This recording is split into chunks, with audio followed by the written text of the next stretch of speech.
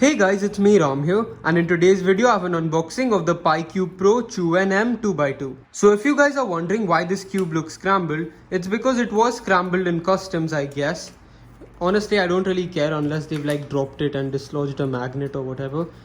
But let's see if I can one-look the first solve on this. Alright, here we are. Let me try and one-look this solve. This will come here. This will stay where it is. Okay, I think I got my solution.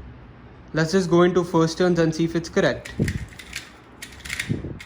Yep, it was spot on.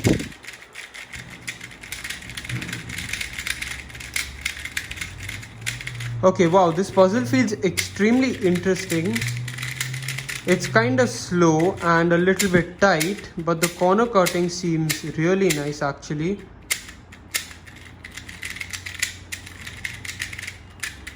Overall, I quite like the feeling of this.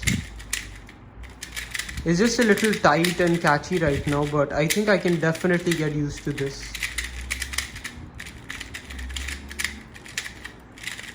Also, I really like these full bright shades. I don't think you can see it on the camera because my light is very dull, but I really like these shades overall. This PiCube logo is also extremely nice. And overall, this puzzle sounds really nice as well. Just like every other Chuwen I've heard / tried.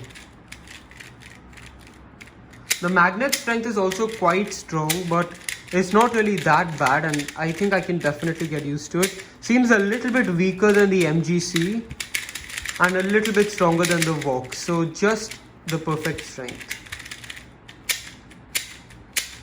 Yep, overall I really like this puzzle. I think I can definitely get a main out of it.